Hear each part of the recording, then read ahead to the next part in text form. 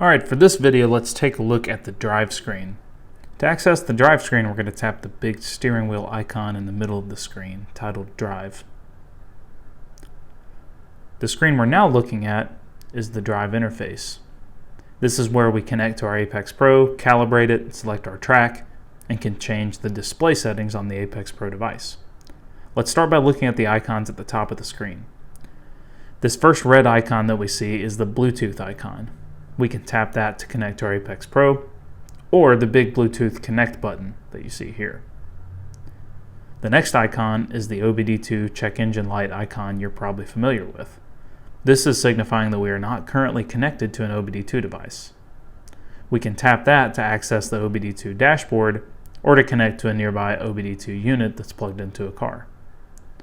Lastly, the battery icon shows us the charge percentage of the Apex Pro device.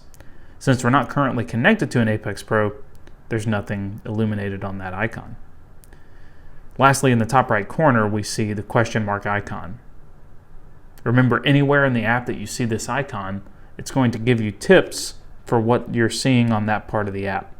It'll explain each feature, and it's a great resource whenever you have questions.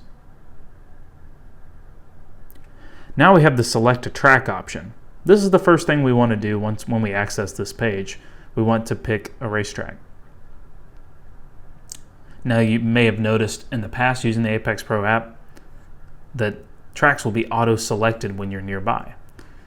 That is still the case. I'm currently not close to a racetrack, but when I get within a few miles of a racetrack that is listed on the official Apex Pro track list, a notification will appear on this page asking you if you are at that track and to select the configuration of that track, meaning that you don't have to actively select the track. The app essentially does it for you as long as you acknowledge that that's where you are and that's where you're driving.